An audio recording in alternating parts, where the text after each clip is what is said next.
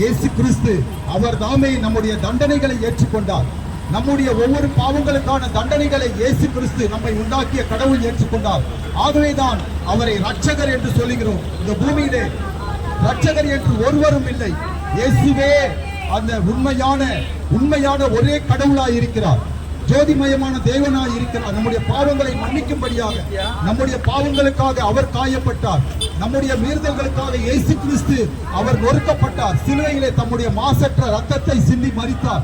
நீங்கள் நம்பினாலும் நம்பாவிட்டாலும் இயேசு கிறிஸ்து உங்களுக்காகவும் தமது உயிரை தந்திருக்கிறார். உங்களை அதிகமாய் நேசிக்கிறார்.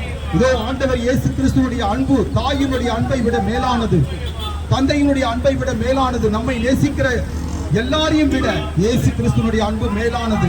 என் அன்புக்குரியவர்களே, இயேசுவுக்கு உங்கள் இருதயத்திலே இடம் தரும் பொழுது நீங்கள் கடவுளுடைய பிள்ளைகளாய் மாறி போகிறீர்கள். உங்களுக்கு கஷ்டம் இருக்கிறதா, வேதனை இருக்கிறதா, பலவிதமான வேதனைகளினாலே கண்ணீர் வடிக்கிறீர்களா? அதை இயேசு கிறிஸ்து அறிந்திருக்கிறார். ஆண்டவர் இயேசு கிறிஸ்து உங்களை நேசிக்கிறார்.